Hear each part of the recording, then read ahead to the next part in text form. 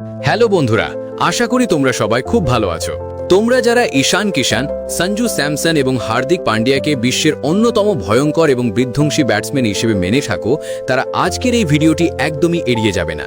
কারণ আজকে আমি তোমাদের এমন একটা ম্যাচের গল্প শোনাতে চলেছি যেখানে এই ত্রিমূর্তি চেন্নাইয়ের এম.এ. চিদাম্বরম স্টেডিয়ামের 22 গজে রীতিমতো আগুন ধরিয়ে দিয়েছে।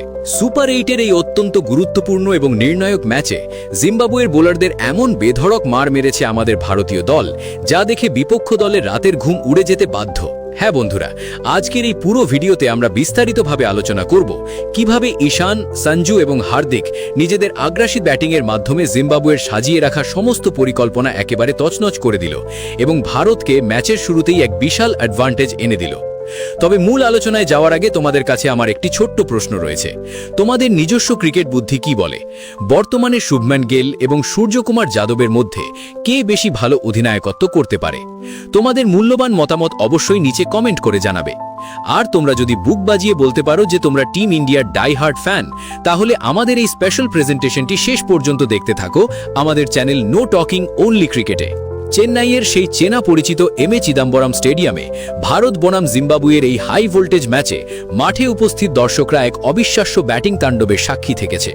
জিম্বাবুয়ের অধিনায়ক সিকান্দার রাজা যখন টসে জিতে প্রথমে ফিল্ডিং করার সিদ্ধান্ত নিলেন এবং ভারতকে প্রথমে ব্যাটিং করার আমন্ত্রণ জানালেন, তখন তার মনের মধ্যে একটাই পরিকল্পনা ঘুরপাক খাচ্ছিল। তিনি চেয়েছিলেন ভারতীয় দলের ওপেনারদের দ্রুত সাজঘরে ফিরিয়ে দিয়ে শুরুতেই একটা বিশাল মানসিক চাপ তৈরি করতে। কিন্তু ভারতীয় ওপেনাররা যখন ব্যাট হাতে 22 গজে পা রাখলেন, তখন তাদের বডি ল্যাঙ্গুয়েজ দেখেই স্পষ্ট বোঝা যাচ্ছিল যে আজ তারা কোনোভাবেই কোনো বাড়তি চাপের কাছে মাথা নত করতে রাজি নন। ভারতের হয়ে ইনিংসের সূচনা করতে ওপেনিং জুটিতে মাঠে নেমেছিলেন ঈশান কিষান এবং সঞ্জু স্যামসন। প্রথম 2-3 ওভার তারা কিছুটা দেখে শুনে খেলার চেষ্টা করেন, পিচের চরিত্র বোঝার চেষ্টা করেন এবং সিঙ্গল ডেবল নিয়ে স্কোরবোর্ড সচল রেখে নিজেদের মধ্যে একটা ছন্দ তৈরি করেন দিকে মনোযোগ দেন। কিন্তু তৃতীয় ওভার থেকেই আসল খেলা শুরু হয়। ঈশান কিষান যেন হঠাৎ করেই তার আসল বিধ্বংসী রূপ ধারণ করেন।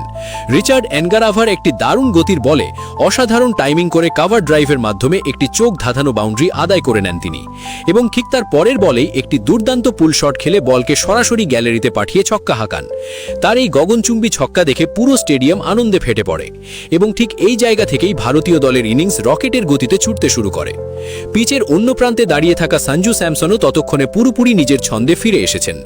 ব্লেসিং মুজারবানি এবং ব্র্যাড ইভ্যান্সের মতো বোলারদের কোনো রকম রেয়াত না করে তিনি লং অন এবং কাভারের উপর দিয়ে একের পর এক বিশাল ছক্কা এবং দর্শনীয় বাউন্ডারি হাঁকাতে থাকেন। ম্যাচের চতুর্থ এবং পঞ্চম ওভারে এই দুই ধুরন্ধর ব্যাটসম্যান মিলে জিম্বাবুয়ের বোলারদের লাইন এবং লেন্থ এমনভাবে বিগড়ে দেন যে বোলাররা দিশেহারা হয়ে পড়েন। কাট শট, স্ট্রেট ড্রাইভ, স্কুপ এবং রিভার্স সুইপের মতো আধুনিক ক্রিকেটের সমস্ত ব্যাকরণ মেনে তারা মাঠের চারদিকে রান তুলতে শুরু করেন। পাওয়ার প্লের একেবারে শেষ ওভারে ঈশান কিষান তার নিজস্ব চেনা ছন্দে বোলারদের ওপর ঝাঁপিয়ে পড়েন। মুজারবানির বলে একটি দুর্দান্ত 4 মেরে তিনি মাত্র 24টি বল খেলে নিজের ঝোড়ো অর্ধশত রান পূরণ করেন এবং পরের বলেই আবার একটি বিশাল ছক্কা হাঁকিয়ে বিপক্ষ দলকে বুঝিয়ে দেন যে আজ তিনি সহজে থামবেন না। একই ওভারে সঞ্জু স্যামসনও ডিপ মিড উইকেট বাউন্ডারির ওপর দিয়ে একটি অসাধারণ 4 মেরে দলের রান রেটকে এক অন্য উচ্চতায় নিয়ে যান। পাওয়ার প্লের 6 ওভার শেষ হওয়ার পর ভারতের স্কোরবোর্ডে কোনো উইকেট না হারিয়ে 85 রান উঠে যায়, যা জিম্বাবুয়ে দলের কাছে এক বিশাল ধাক্কা ছিল। এরপরেও এই দুজনের বিধ্বংসী পার্টনারশিপ থামার কোনো লক্ষণ দেখায়নি। সপ্তম এবং অষ্টম ওভারে সঞ্জু স্যামসন স্পিনারদের বিরুদ্ধে অত্যন্ত আক্রমণাত্মক কৌশল গ্রহণ করেন। সিকান্দার রাজার বলে লং অফের ওপর দিয়ে একটি বিশাল ছক্কা মেরে তিনিও মাত্র 29 বলে নিজের দুর্দান্ত অর্ধশত রান পূর্ণ করেন। তার এই ইনিংস দেখে গ্যালারিতে উপস্থিত দর্শকরা দাঁড়িয়ে সম্মান জানান। দশম ওভারের মধ্যেই ভারতের স্কোর 120 রান পার করে যায় এবং এই দুই ওপেনারের পার্টনারশিপ 140 রানের গণ্ডি অতিক্রম করে। এটিই ছিল এই ম্যাচের সবচেয়ে শক্তিশালী এবং নির্ণায়ক পার্টনারশিপ, যা জিম্বাবুয়ের বোলারদের মানসিকভাবে পুরোপুরি ভেঙে দিয়েছিল এবং তাদের ফিল্ডিংয়েও চরম বিশৃঙ্খলা দেখা দিতে শুরু করেছিল। অবশেষে 12তম ওভারে গিয়ে জিম্বাবুয়ে তাদের প্রথম সাফল্যের মুখ দেখে। অসাধারণ ব্যাটিং করে 64 রান করার পর সঞ্জু স্যামসন ক্যাচ আউট হয়ে প্যাভিলিয়নে ফিরে যান।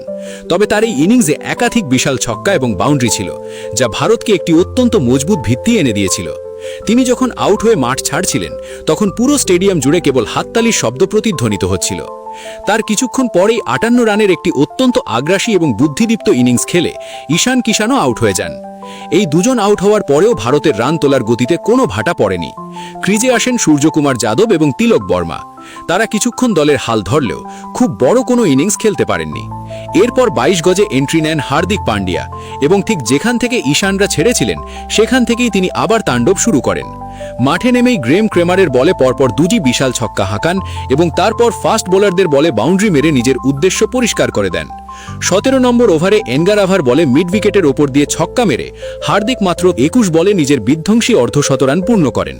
তার এই ইনিংসটি ছিল নিখুঁত টাইমিং এবং পেশি শক্তির এক অবিশ্বাস্য মিশ্রণ। হার্দিক ক্রিজের এক প্রান্ত থেকে লং অন, কাভার এবং মিড উইকেটের ওপর দিয়ে একের পর এক ছক্কা হাঁকিয়ে জিম্বাবুয়ের বোলারদের আত্মবিশ্বাস একেবারে তলানিতে নামিয়ে আনেন। ইনিংসের একেবারে শেষ দিকে শিবম দুবে, রিঙ্কু সিং এবং লোয়ার অর্ডারের ব্যাটসম্যানরাও সমান তালে রান তুলে স্কোরবোর্ডকে আরও ভারী করে তোলেন। 20 ওভারের নির্ধারিত খেলা শেষ হওয়ার পর ভারতীয় দল 6 উইকেট হারিয়ে 231 রানের এক পাহাড় প্রমাণ স্কোর দাঁড় করায়। সব মিলিয়ে ভারতীয় দলের এই ব্যাটিং পারফরম্যান্স ছিল তাদের শক্তির এক চূড়ান্ত নিদর্শন।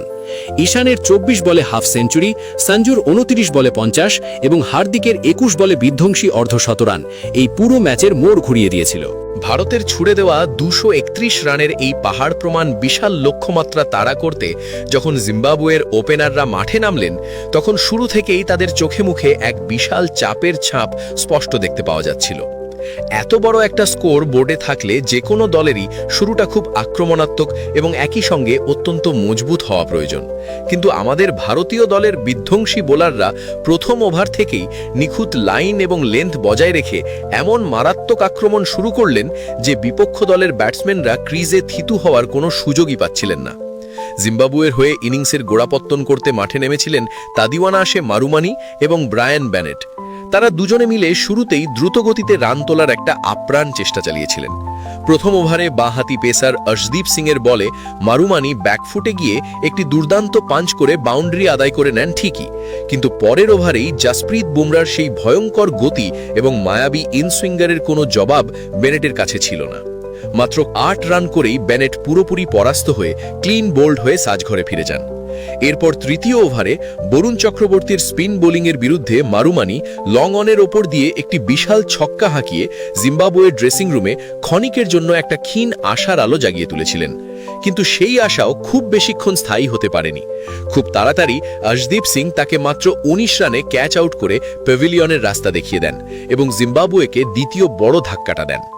পাওয়ার প্লের শুরুর 6 ওভার শেষ হওয়ার পর জিম্বাবুয়ের স্কোরবোর্ডে 2 উইকেটের বিনিময়ে 52 রান উঠে গিয়েছিল। তাদের রান তোলার গতি মোটামুটি ঠিকঠাক থাকলেও লাগাতার উইকেট পড়ার কারণে একটা প্রবল মানসিক চাপ তাদের উপর চেপে বসেছিল। এই কঠিন পরিস্থিতিতে দলের হাল ধরতে ক্রিজে আসেন ডিয়ন মায়ার্স এবং তাদের অভিজ্ঞ অধিনায়ক সিকান্দার রাজা। এই দুই ব্যাটসম্যান মিলে একটা পার্টনারশিপ গড়ে তুলে ইনিংসটাকে স্থিতিশীল করার আপ্রাণ চেষ্টা করেন। মায়ার্স বেশ আক্রমণাত্মক মেজাজে ব্যাট চালিয়ে হার্দিক পান্ডিয়ার বলে পরপর দুটি দর্শনীয় বাউন্ডারি মানেন এবং অন্যদিকে সিকান্দার রাজা স্পিনারদের বিরুদ্ধে তার ট্রেডমার্ক সুইপ শটগুলোর দারুণ ব্যবহার করতে থাকেন। এই দুজনের মধ্যে 68 রানের একটি অত্যন্ত গুরুত্বপূর্ণ পার্টনারশিপ তৈরি হয় এবং 10 ওভারের শেষে জিম্বাবুয়ের স্কোর 2 উইকেট হারিয়ে 105 রানে গিয়ে দাঁড়ায়। কিন্তু এরপরই অক্ষর প্যাটেলের একটি অসাধারণ বলে 41 রান করে মায়ার্স স্টাম্প আউট হয়ে যান, যা জিম্বাবুয়ের জন্য একটা বিশাল বড় ধাক্কা ছিল। অধিনায়ক রাজা একদিক থেকে দলের দায়িত্ব নিজের কাঁধে তুলে নিয়ে 4টি 4 এবং 2টি ছক্কার সাহায্যে 46 রানের একটি লড়াকু ইনিংস খেলেন।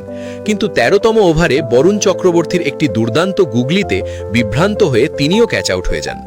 সেই মুহূর্তে স্কোরবোর্ডে 4 উইকেটে 128 রান উঠে গিয়েছিল এবং প্রয়োজনীয় রান রেট ক্রমশ ধরাছোঁয়ার বাইরে চলে যাচ্ছিল।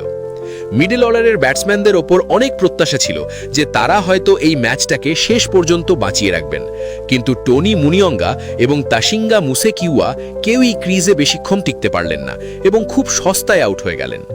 লাগাতার উইকেট পতনের ফলে জিম্বাবুয়ের ওপর চাপ ক্রমশ বাড়তে থাকে এবং 16 ওভার শেষে তাদের স্কোর দাঁড়ায় 6 উইকেটে 165 রান। শেষ 4 ওভারে তাদের জয়ের জন্য দরকার ছিল 66 রান। ঠিক সেই সময়ে ব্র্যাড ইভান্স ক্রিজে এসে মাত্র 18 বল খেলে 3টি 4 এবং 2টি ছক্কার সাহায্যে 33 রানের একটি ঝোড়ো ইনিংস খেলে কিছু আক্রমণাত্মক শট উপহার দেন। তিনি শিবম দুবের 1 ওভারে 15 রান তুলে নিয়ে ম্যাচটাকে সাময়িকভাবে একটু রোমাঞ্চকর করে তুলেছিলেন। কিন্তু তিনি যখন আরও একটি বড় শট খেলতে যান, ঠিক তখনই বাউন্ডারি লাইনের ধারে দাঁড়িয়ে থাকা হার্দিক পান্ডিয়া একটি অবিশ্বাস্য ক্যাচ লুফে নিয়ে তার ইনিংসের জবনিকা পতন ঘটান।